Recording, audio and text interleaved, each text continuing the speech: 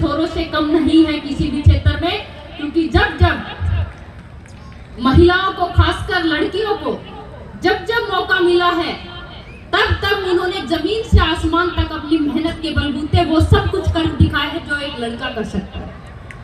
क्योंकि मेरे माँ बाप ने हमें ये मौका दिया। आप सब लोग भी जानते हैं कि अगर मेरे माँ बाप ने मौका नहीं दिया होता हम बहनों को, तो शायद ये दंगल फिल्म भी नहीं बनती और शायद हम भी गीता बबीता का आज इतना बड़ा नाम नहीं होता। लेकिन अगर गीता बबीता अगर पहचान मिली है तो मेरे माँ बाप ने वो मौका हमें दिया था। मेरे माँ बाप का वो सपोर्ट रहा है कि लड़कियां किसी भी क्षेत्र में कम नहीं है।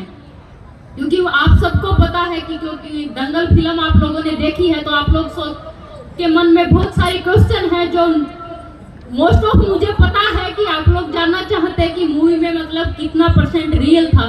तो आपको बताना चाहती हूँ कि 90% उसमें मतलब सच्चाई है। ये मैंने कम से कम बताया है, 92, 95 भी हो सकता है। और मैं एक चीज जरूर कहना चाहूंगी, क्योंकि धाकड़ ऐसे ही नहीं बने। हर माँ बाप जब बेटी घर से बाहर जाती है तो माँ बाप एक बात कहते हैं कि बेटा घर की इज्जत का ख्याल रखना और समय से घर पे आ जाना।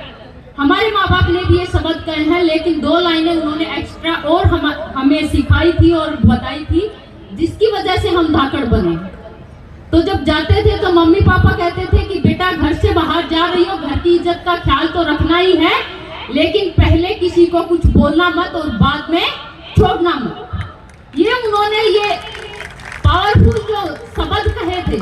तो बचपन से, क्योंकि माँ बाप इसीलिए कहते हैं कि माँ बाप पहला शिक्षक होता है, कि माँ बाप ने अगर कोई चीज कहती तो बच्चा उसी चीज को परफेक्ट मानता है, उसी चीज को ही मान के आगे बढ़ता है, वही संस्कार लेके आगे बढ़ता है। और आजकल हम एक बात जरूर सुनते हैं कि आजकल के बच्चों में संस्कार नहीं रहे। तो मैं एक चीज जरूर कहना चाहूंगी, यहाँ पे पेरेंट्स भी बहुत सारे बैठे हैं और बच्चे भी साथ में बैठे हैं, क्योंकि वो समय अलग था जब उस टाइम संस्कार मिलते थे। आजकल हम बच्चों को, जब छोटे छोटे बच्चे 2-2, 3-3 साल के बच्चों को मोबाइल थमा देते हैं, खाना भी वो बगैर मोबाइल के नहीं खाते हैं। जो एक नशा हम कहते हैं कि नशा होता है, तो नशे से बच्चों को दूर रखना चाहिए। तो मैं मानती हूँ कि स्क्रीन टाइम नशा भी एक बहुत बड़ी आज के दिन बीमारी हमारे बच्चों में फैल रही है, उसकी तरफ भी ध्यान देने की जरूरत है। और बच्चों को वो फोन से अलग हमें संस्कार देने की जरूरत है, वो समय देने की जरूरत है।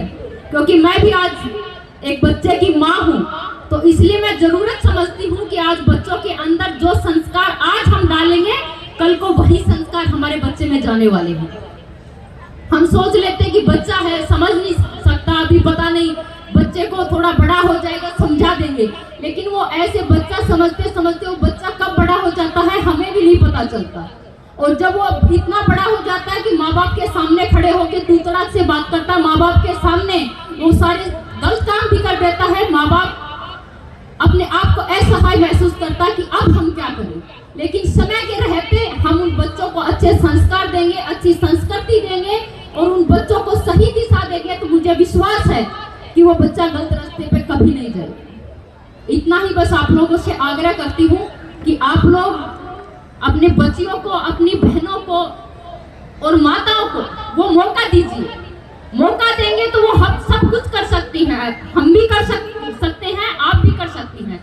और इन्हीं शब्दों के साथ आप सब लोगों का तहे दिल से धन्यवाद, आभार। इतना सम्मान प्यार आप लोगों ने दिया है, वो सम्मान प्यार हमेशा हमारे दिल में रहेगा। और ऐसे ही नारी शक्ति को आगे बढ़ाएंगे, नारी सशक्तिकरण को आगे बढ़ाएंगे और आत्मनिर्भरता बनकर। एक बात लास्ट में और बात कहती हूँ कि जब हम आज़ादी की और आत्मनिर्भरता की बात करते हैं, तो मैं मानती हूँ कि लड़कियों का पैरों पे खड़ा होना बहुत जरूरी है। हम आत्मनिर्भर भी तभी बनेंगे और नारी शक्ति जो सशक्तिकरण हो तभी सशक्तिकरण होगा जब महिलाएं अपने पैरों पे खड़ी होंगी। क्योंकि मेरे पिता के वो शब्द आज मुझे याद आ गए, नहीं तो मैं अपनी बात खत्म करती हूँ। मैं इसके बाद मेरे पिता ने एक बात कही थी कि जब गांव के लोग कहते थे कि पहलवानी करवा के क्या करोगे महावीर, तुम इसको कम से कम पढ़ा लिखाई लो, ये तो जिंदगी बर्बाद हो जाएगी। पहलवानी कौन से शास्त्रों में लिखा है कि पहलवानी लड़कियां कर सकती हैं। तो मेरे पिता ने कहा था उस टाइम पे, लोगों को जवाब यही दिया था कि जो पैसा तुम अपनी बेटी के दहेज के लिए इकट्ठा करते हो वो वो पैसा मैं अपनी बेटियों को कामयाब करने के लिए लगाऊंगा। जिस दिन मेरी बेटियां खड़ी होगी, अपने पैरों पे कामयाब होगी, शादी वो अपने आप कर लेगी, मुझे बोझ बनाने की जरूरत नहीं। तो इन्हीं शब्दों के साथ बहुत बहुत धन्यवाद। भारत माता